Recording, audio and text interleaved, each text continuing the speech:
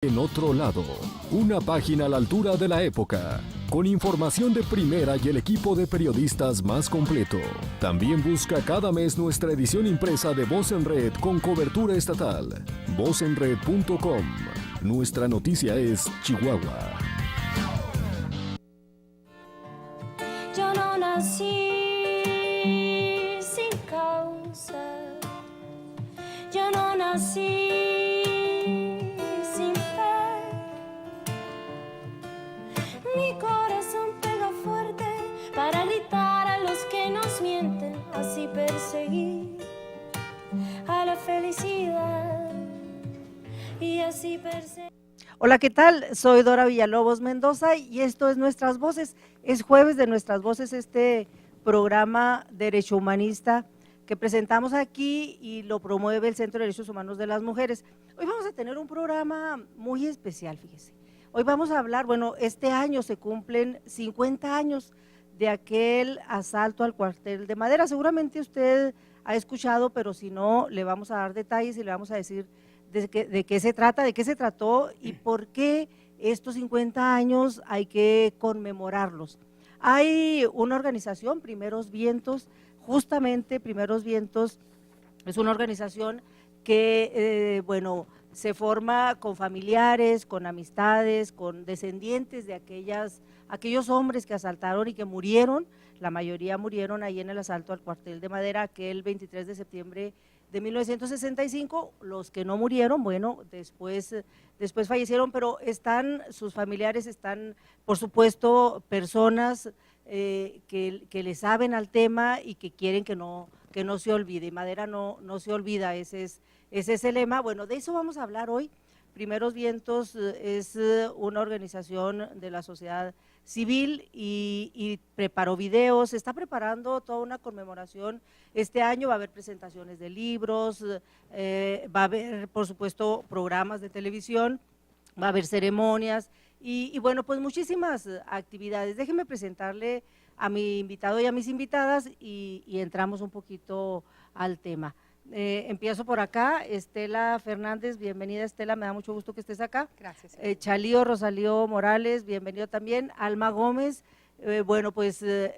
Alma justamente, déjeme y se la presento de manera muy especial porque Alma Gómez es hija del doctor Pablo Gómez, uno de los integrantes del grupo que asaltó el cuartel de Madera aquel 23 de septiembre del 65, él fue de los que murieron ahí. Bueno, Alma junto con algunos de sus hermanos y con muchísima gente es integrante, es promotora, creadora y promotora de Primeros Vientos, esta organización de la que le comentaba, y estamos conmemorando 50 años, Alma, de aquel acontecimiento. Se oye fácil, pero bueno, son 50 años y mucha gente, vamos a ver ahorita videos y vamos a ver material que le tenemos preparado, pero a mí me parece que es muy importante que las nuevas generaciones, hay muchas generaciones ahora que no conocen, que no saben de qué se trató y qué pasó hace 50 años, ¿no? ¿Por qué es importante conmemorar y por qué es importante recordar? Perdón. Sí. Bueno, efectivamente estamos en los 50 años y Madera es un parteaguas junto con el movimiento del 68 de la historia reciente de nuestro país. El Comité de Primeros Vientos surge precisamente con la idea de recuperar la historia de este movimiento, pero no solamente como para recordar, ¿no?, sino para plantear la relación de ese movimiento con los problemas actuales y el futuro de la patria. Entonces, pues hemos estado durante los últimos prácticamente 20 años, bueno, siempre hemos hecho algo en cada aniversario de 23 de septiembre, pero específicamente este año hemos diseñado una serie de actividades que queremos que se den durante todo el año, de la cual, bueno, pues sería uno de los programas que estamos Vamos a hacer varios programas. Mire, Déjeme contarle poquitito. Hace justamente 50 años, bueno, en septiembre, este septiembre se van a cumplir 50 años, concretamente el 23 de septiembre se van a cumplir 50 años, de que un grupo de hombres, algunos de ellos jóvenes, la mayoría de ellos jóvenes estudiantes, estaba el doctor, que bueno, ya ejercía, era médico, el doctor Pablo Gómez, pero estaba Arturo Gamis y eran varios jóvenes que algunos estaban estudiando, algunos habían egresado y eran maestros, había campesinos, había algunos campesinos, los Gaitán, los famosos Gaitán de allá de Madera, y bueno, se juntaron campesinos, se juntaron estudiantes, y estaba también el doctor que ejercía su profesión allá en la región de Madera. Bueno, hace 50 años, se van a cumplir 50 años cuando este grupo de hombres, pero también había mujeres, por supuesto, aunque no estuvieron ahí propiamente en el asalto, por supuesto que había mujeres participando, cuando este grupo de personas que pensaban que era la manera en cómo tenía que cambiar el mundo. Hay que contextualizar y justamente eso es lo que vamos a hacer al ratito. Hay que pensar qué ocurría en los 60, porque es muy importante, tenemos por supuesto el 68, pero tenemos, no nada más en México, sino tenemos en todo el mundo, en los 60, tenemos un ambiente de lucha, un ambiente de protesta. Y bueno, tenemos por supuesto el antecedente de Cuba y tenemos el antecedente básicamente en todo el mundo de protesta, de lucha, y México por supuesto no era la excepción. Y entonces hay que contextualizar qué estaba pasando en los 50, en los 60, y por qué estos jóvenes campesinos, estudiantes, profesionistas, piensan, por supuesto la lucha no empieza ahí, viene desde antes. Hay a principios de los 60 muchísimas manifestaciones de protesta contra el cacicazgo allá en Madera y en todo el país. ¿Y por qué estas personas en esta lucha, por supuesto, por cambiar al México caciquil, por cambiar al México autoritario? Hay que recordar que estaba en el gobierno de Chihuahua Giner, un gobernador autoritario, un gobernador, bueno, que venía justamente de la milicia, un militar, y cómo estas personas que querían cambiar el mundo ven como opción la lucha armada. Y entonces se hacen los preparativos, se asalta el cuartel de Madera el 23 de septiembre de 1965, y bueno, desafortunadamente ahí mueren algunos de los integrantes, los que sobreviven. De hecho, recientemente murió Ramón Mendoza, uno de los sobrevivientes al asalto, y bueno, el profe Ornelas, que es, yo creo que el único, ahorita lo comentaremos, el único de los participantes de manera directa que todavía sobrevive. Pero ¿cómo es importante contextualizar, como bien dice Alma, qué ocurría, por qué es que estas personas, estos hombres pensaban que la lucha armada era la opción? Pero lo más importante, y que a mí me interesaría que pudiéramos analizar aquí, es qué ha pasado en estos 50 años, han cambiado las cosas, qué sigue todavía presente de aquellas demandas, de aquellas exigencias, porque la verdad es que no han cambiado mucho. Yo creo que si leemos por ahí, ahorita los vamos a presentar los documentos, porque ellos hicieron documentos, reflexionaron, analizaron, no eran personas improvisadas, al contrario, tenían muy clara, pues tenían muy claro el panorama y tenían muy clara la demanda. Pero lo importante es analizar qué sigue, qué hay, qué tanto se han cumplido esas exigencias, o qué tanto incluso han aumentado, ¿no? Y qué tan presentes están sus demandas. Tenemos un video, ¿no? Si no, pasamos a analizamos. Si no tenemos el video, teníamos pendiente un video, pero mientras lo están, si les parece, mientras tenemos este video, vamos contextualizando. Si gustan, Chalío, Estela, ¿sí lo tenemos? Ah, ok, sí tenemos ya el video, ¿lo vemos? ¿Sí? ¿Les parece?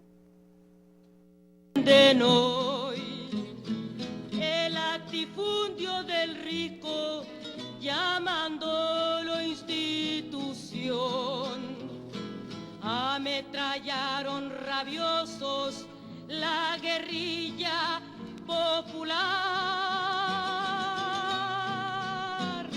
y desgajaron con balas una esperanza rural.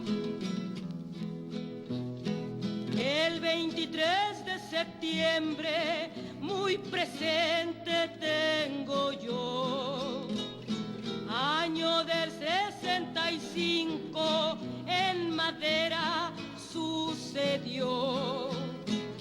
Casi por la madrugada el cuartel se estremeció. Han pasado muchos años desde aquellos inicios de los movimientos sociales. Durante la primera mitad del siglo pasado en nuestro país, hombres y mujeres unidos buscaban mejoras en la sociedad por diferentes frentes en toda la República.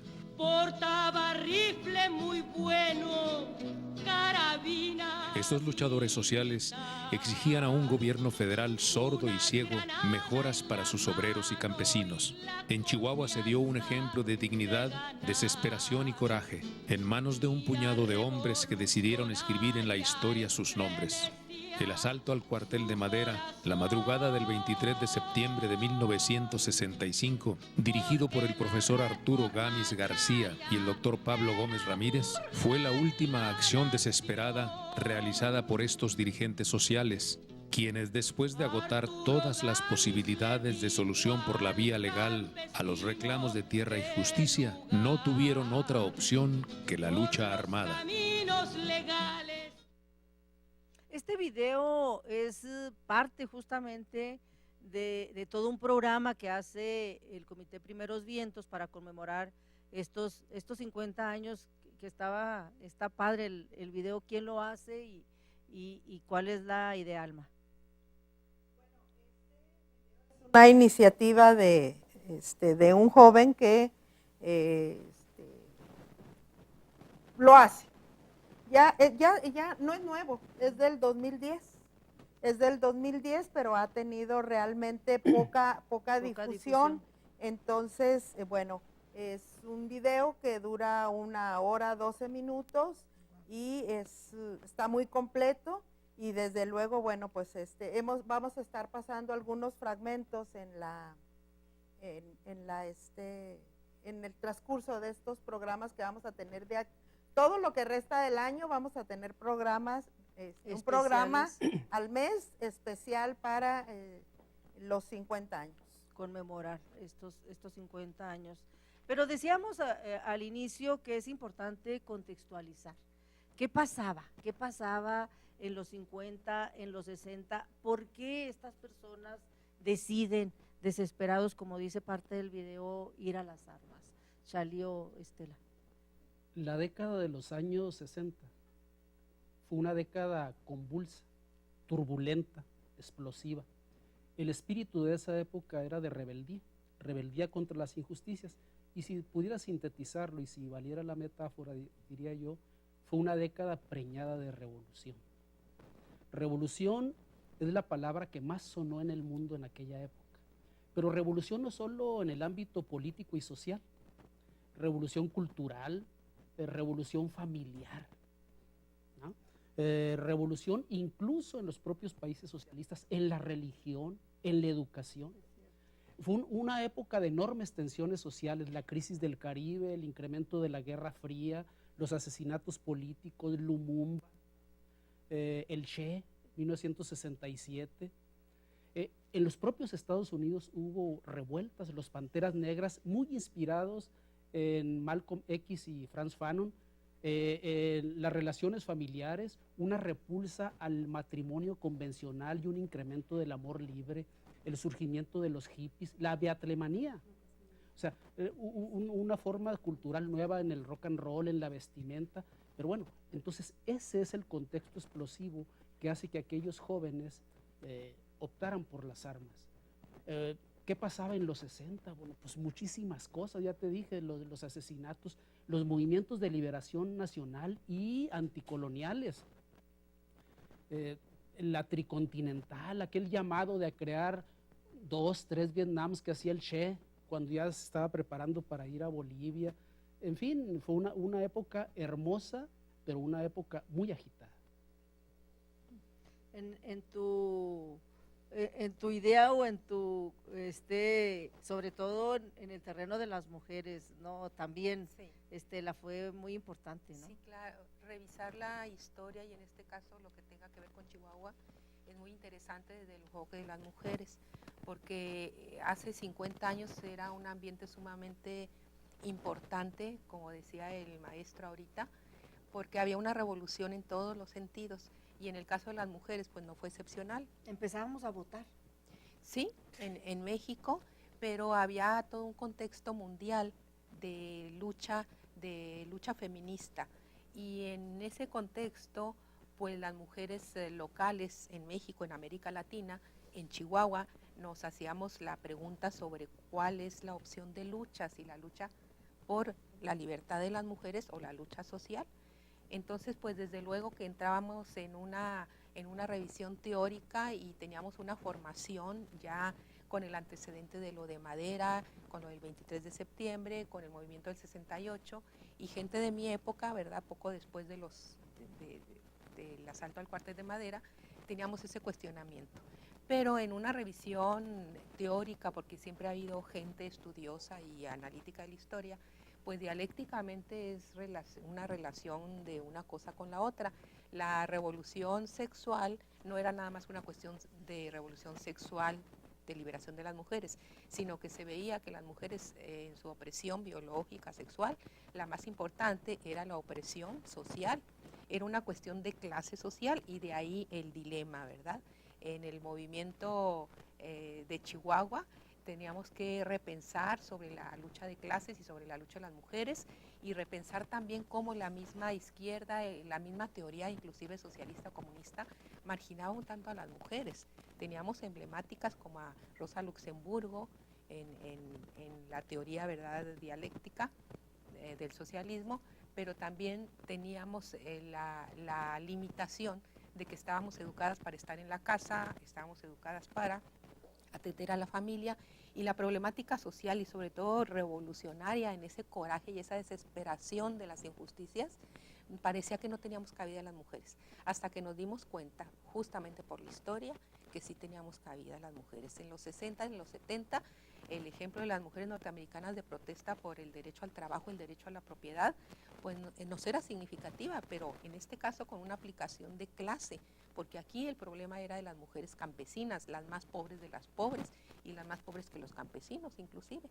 Entonces esta feminización de la pobreza, esta marginación de la participación política de las mujeres, esta dificultad para participar en movimientos políticos, porque como decías tú, apenas si tenemos el derecho al voto, pero hay que reflexionar también, desgraciadamente tenemos una historia de un voto tradicional, un voto conservador, por la misma formación y educación de las mujeres. Entonces, siempre en esta época estuvimos atentas a la historia internacional, al derecho al voto, a las manifestaciones de mujeres, a cómo 1 millón de mujeres, se contó, desfiló por la Quinta Avenida en los 70, mujeres norteamericanas, que fue la semilla del feminismo. Lo mismo se está dando en Francia, en Inglaterra, y se está cuestionando mucho también cómo las mujeres musulmanas, cómo habían tenido un reapunte hacia su liberación cuando se quitaron el chador y luego vuelve el Shah nuevamente de Irán y vuelven a ponerse los velos, hubo un retroceso. Entonces en México, para no alargar mucho esto, en México y en Chihuahua estábamos las mujeres en la convicción de la lucha social, de la lucha por los más desprotegidos, pero siempre con ese ingrediente del feminismo. Y bueno, ya la historia del asalto al cuartel de Madera nos dará cuenta de que era una manifestación eminentemente masculina, pero las pocas mujeres que participaron quizá fueron invisibilizadas como en toda la historia. Entonces, el feminismo iba junto con un feminismo de tipo socialista, había una corriente muy importante en los 70 y siguió hasta los 80 del feminismo marxista, que tiene una relación íntima con el distinguir que la cuestión de la opresión de la mujer es una cuestión de clase social más que de conservadurismo o de enajenación, porque para la enajenación teníamos muchos elementos, tanto los medios de comunicación como la tecnología, ya había lavadoras, ya había secadoras, ya había aspiradoras, entonces aparentemente las mujeres no teníamos de qué quejarnos, pero es en un sentido de clase social, es decir, como lo marca la teoría socialista, una cosa es la cuestión de las castas y otra cosa es la cuestión de las clases sociales, ¿verdad? Todas las mujeres somos de la casta, de las oprimidas, y necesitábamos participar en el movimiento revolucionario de alguna manera. Sí, tenemos otro video del calendario justamente de la programa. ¿Sí tenemos otro video? Sí tenemos, ¿verdad? Ok, yo nada más agregaría, mientras nos ponen el video, a lo que comentan Chalió y Estela.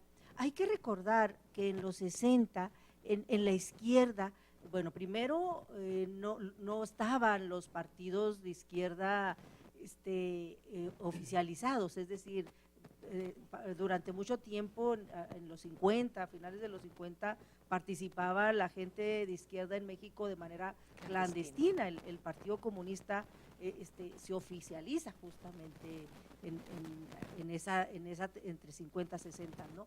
Pero estos hombres y estas mujeres que participaban en el Partido Comunista de manera clandestina y después de manera oficial, había una discusión tremenda al interior de los partidos, no nada más del Partido Comunista, estaba también el Partido Socialista, ¿no? O sea, todos, el Popular Socialista, exactamente, en estos partidos de izquierda a nivel, insisto, a nivel nacional, a nivel internacional, y por supuesto la discusión en Chihuahua era la misma. Había la gran interrogante: queremos cambiar al mundo, queremos cambiar al país, queremos que no haya tanta pobreza y tantos ricos, la misma situación de ahora. La gran interrogante era cómo, si nos vamos por el proceso electoral, por estos procesos, o nos vamos a las armas. Había esa enorme discusión, ¿no? Y bueno, evidentemente estas personas,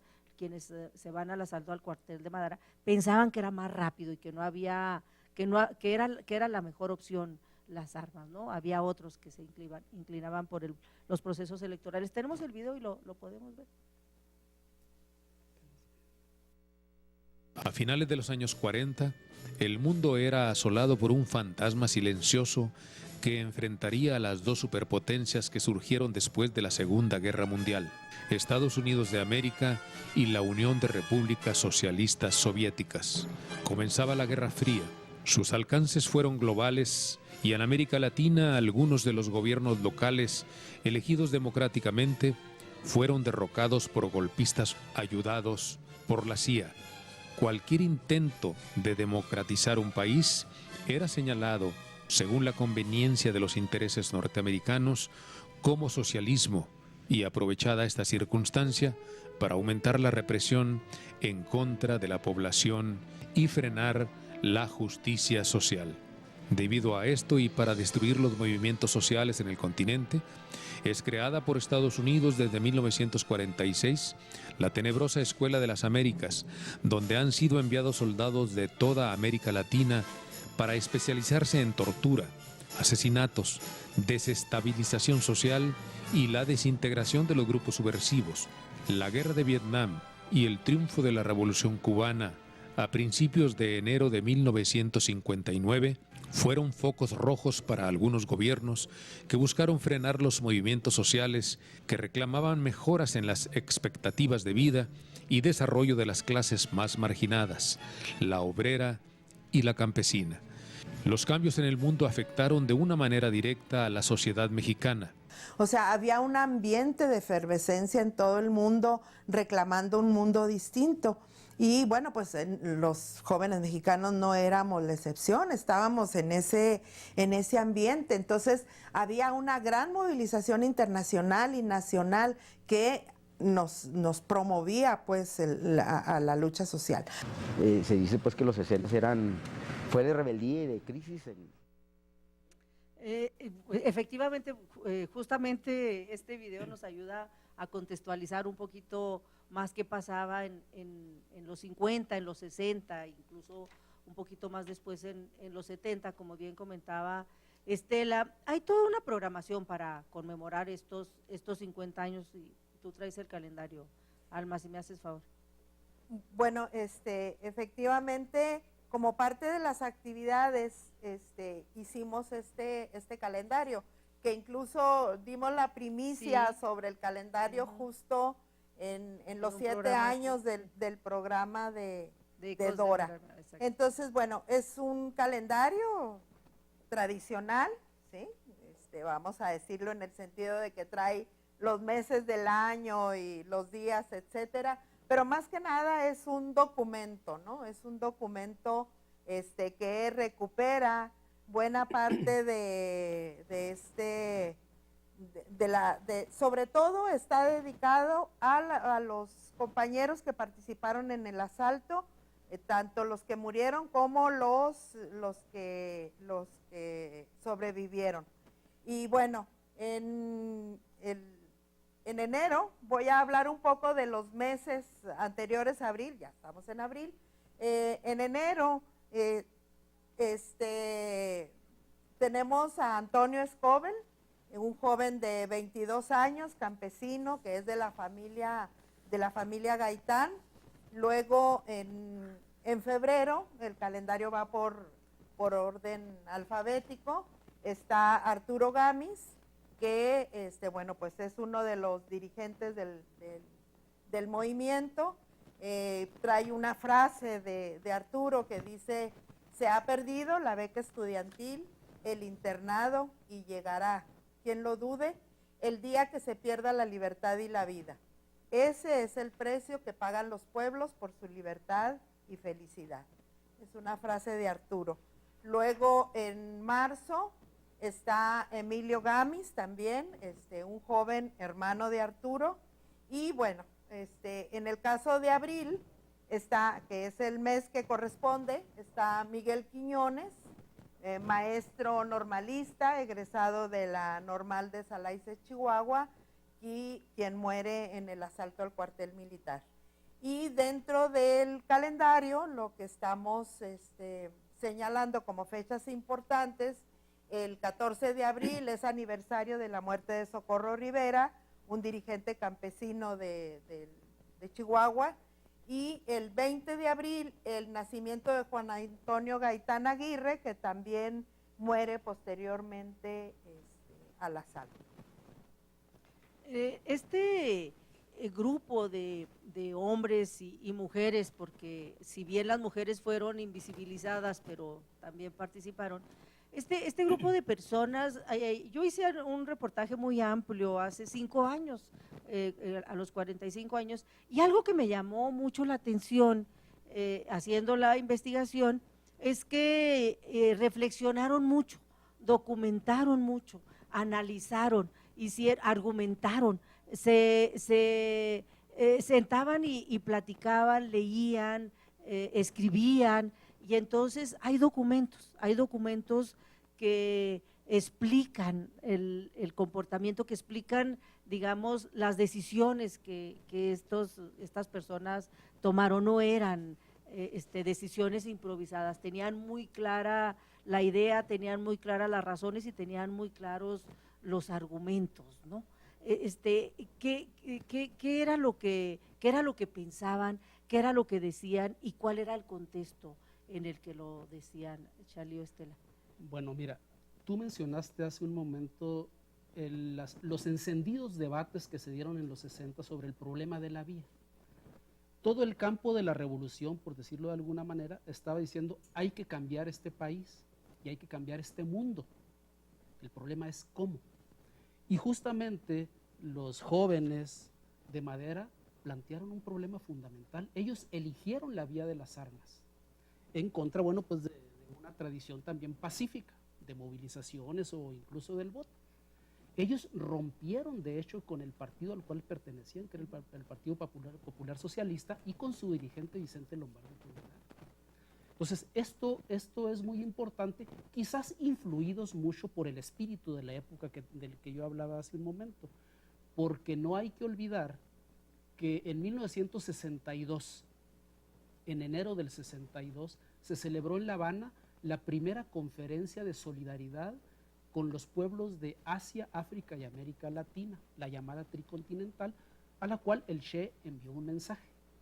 Y él finalizaba con una elocuencia enorme, pues, y con una ética insobornable, donde decía, no importa dónde nos sorprenda la muerte, siempre y cuando otros oídos sean receptivos a nuestra lucha y otras manos se apresten a empuñar nuestros fusiles. Y vaya que hubo una respuesta impresionante a ese llamado.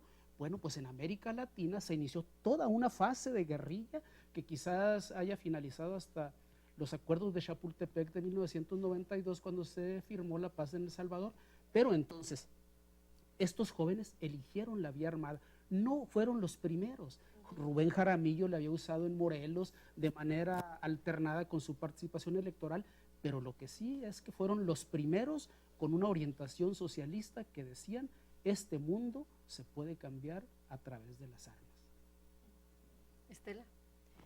Bueno, yo recuerdo también que en ese contexto había una situación conservadora en Chihuahua, como en México, y ponía en dilema a la sociedad en cuestión del cristianismo, de la religiosidad, del guadalupanismo. Pero a la vez había una iglesia revolucionaria, era partidaria de la teología de la liberación, y esto inspiró mucho, al menos yo recuerdo dentro del contexto de Chihuahua, algunos familiares que hablaban de eso, maestros, y también inclusive alguna parte de la clase social burguesa o pequeño burguesa que era simpatizante de la lucha de los que menos tenían, ¿verdad? Que sí se cuestionaban que eran lo de en medio de la clase explotadora, que entre más eran ricos pero pocas personas, y entre más pobres y muchos más que antes.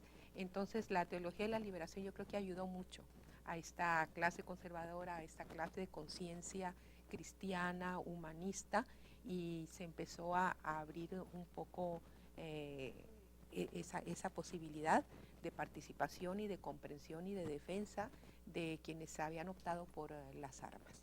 Y sobre todo porque pues habían sido compañeros de escuela, compañeros de clase, alumnos, vecinos, que de alguna manera habían tenido relación con aquellos que se cuestionaron el sistema y que dieron como respuesta la lucha armada.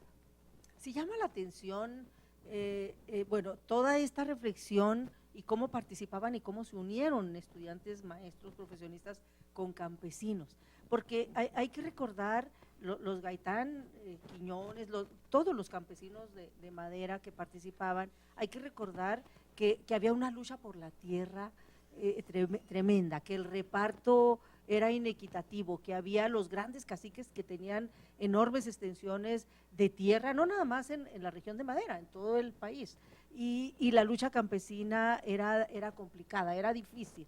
A quienes se atrevían a alzar la voz, pues literalmente los mataban, los desaparecían. El cacicazgo era atroz con quienes se atrevían, y entonces se unen los campesinos, se unen los estudiantes en esta lucha, y cuando dice el video que veíamos al inicio que era una lucha desesperada, que después de ver varias opciones era real, porque no hay aquí tiempo de detallar, pero hubo acciones previas a este asalto, ¿no?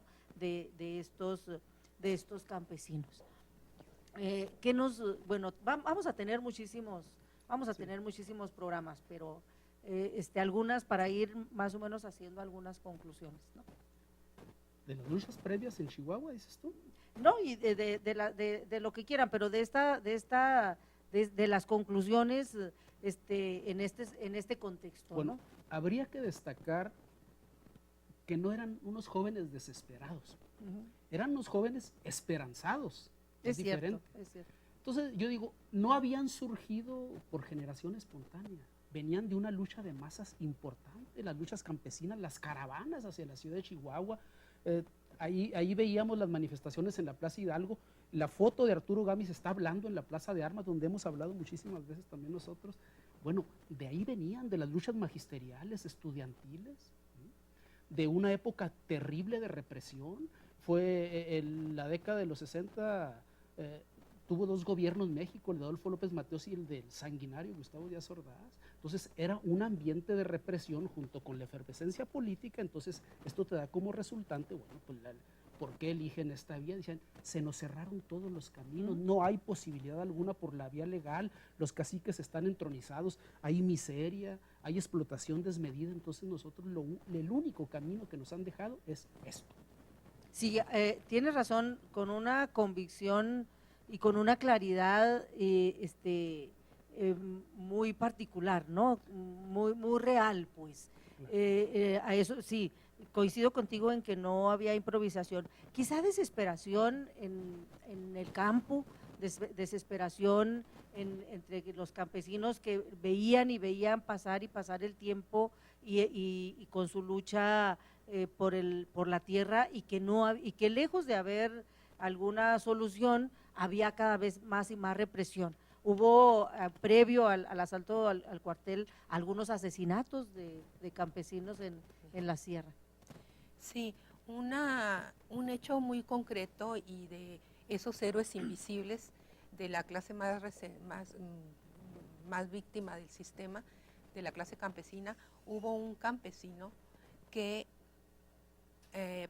para la preparación del asalto al cuartel de Madera transportó en un burro armas, y un militar lo detuvo porque allá andaban investigando, y notó cierto nerviosismo. Sin embargo, todos los demás lo dejaron ir, pero un militar de bajo rango sospechó del campesino, lo devuelve y ve que en lo que traía los burros de carga no era una carga de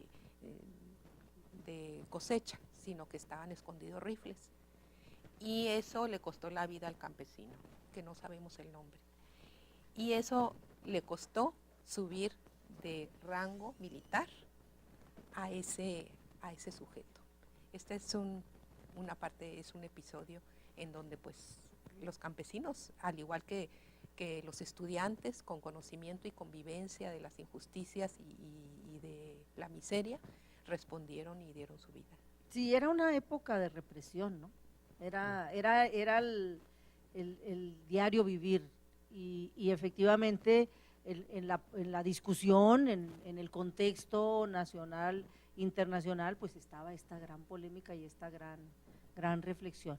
¿Hay una convocatoria que tú traes, Alma? Así es. Bueno, el Comité Primeros Vientos lanzó una convocatoria para las personas que hacen diseño para hacer el cartel conmemorativo de los 50 años. Bueno, pues las bases de la convocatoria y explican las características, los tiempos. De hecho, la convocatoria ya la habíamos lanzado hace aproximadamente unas 3 semanas, pero suponemos que los medios que utilizamos para que se difundiera no fueron muy efectivos. Llegaron algunas propuestas, pero consideramos que debíamos ampliar el plazo. Entonces, el plazo para la convocatoria está ampliado hasta el día 30 de abril. Incluso hubo gente que nos habló y nos dijo, la acabo de ver y quiero participar, pero se me está acabando el plazo. Entonces, bueno, se amplía el plazo, y la convocatoria la pueden ustedes encontrar en la página de Facebook del Comité Primeros Vientos. Ahí están los requisitos, pues, y cómo hay que comunicarse, a dónde hay que comunicarse, las características, etcétera. Entonces, bueno, pues es una invitación para que todos aquellos que estén interesados en participar en el concurso, pues lo hagan. Bueno, eso sería por un lado. Y por otro lado, Seguramente se han quedado con muchas dudas, la gente que no conoce el tema, pero bueno, pues vamos a estar teniendo un programa cada mes donde iremos abordando distintas facetas de todo este suceso, bueno, pero y durante todo el año, aún después del 23 de septiembre, continuaremos viendo como cuáles fueron las consecuencias, el legado cultural, el legado político, etcétera. O sea, todo el año vamos a estar hablando de que es un tema fundamental para la historia de Chihuahua y del país. Esta convocatoria es una buena oportunidad para los chavos, las chavas que están estudiando o que ya ejercen diseño, porque hay muchas escuelas. Ahorita son muy creativos y creativas los jóvenes, las jóvenes que hacen diseño, y bueno, el cartel es uno de los justamente posibilidades creativas que tienen. Ojalá se animen con que entren a Face y le pongan Primeros Vientos, se encuentran fácil la convocatoria y ahí vienen todos los requisitos para que puedan participar. Tenemos 3 minutos para finalizar. Una última participación. Yo diría, hay aportes de Madera, hay aportes de los 60 y hay aportes de América Latina a la teoría y a la práctica de la revolución. Uno, el guevarismo con su ética inclaudicable, insobornable, la teología de la liberación con su opción preferencial por los pobres, la educación popular con la pedagogía crítica y el buen vivir o el sumac causaic de los pueblos indígenas. Esto que vino teorizando desde Mariátegui hasta los zapatistas, estos son los aportes de los años 60 y que fueron recogidos aún sin ser conocidos por los combatientes de Madera hacia nuestra época. Y cuando tú decías los problemas de entonces se han resuelto, no solo no se han resuelto, sino que algunos se han hecho mucho más agudos. El descarado intervencionismo de los Estados Unidos, una política neocolonial, ha intervenido, lo último que vemos es en Venezuela, pero en todos los países del mundo. Entonces, tiene vigencia el espíritu rebelde de Madera, no sé si con esos mismos métodos, pero Madera sigue vivo. Así es, y es importante conocer la historia, sobre todo las nuevas generaciones, porque luego esta historia no viene, por lo menos no de manera suficiente en los libros oficiales, y entonces la educación oficial no informa y no enseña esta parte de la historia, la tenemos que hacer por estos medios, ¿no? Y esa justamente es una de las funciones de Primeros.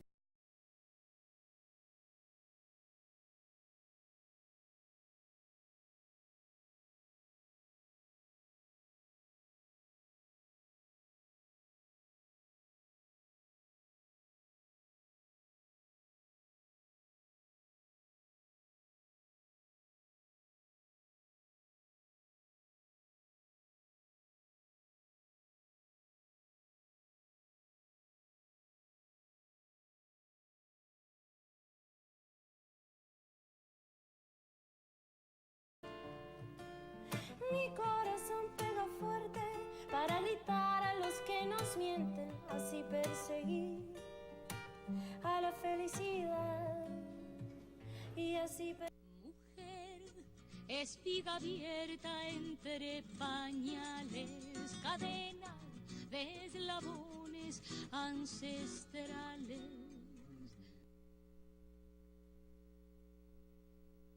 En estas vacaciones de Semana Santa, para ir y venir hay que prevenir. Cuando salgas de casa, cierra las válvulas de paso de gas y agua, desconecta aparatos eléctricos, revisa las condiciones mecánicas de tu automóvil, no manejes cansado ni en estado de ebriedad. Y si enciendes fogatas, asegúrate de apagarlas completamente. Disfruta tus vacaciones. Coordinación Estatal de Protección Civil.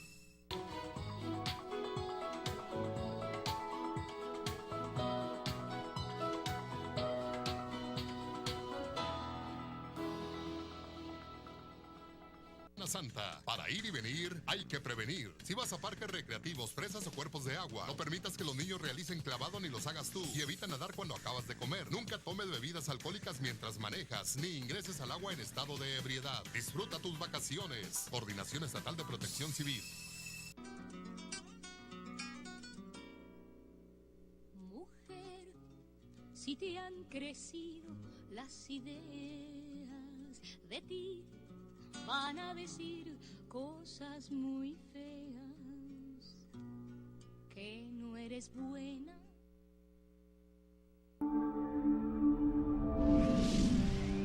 Antena TV.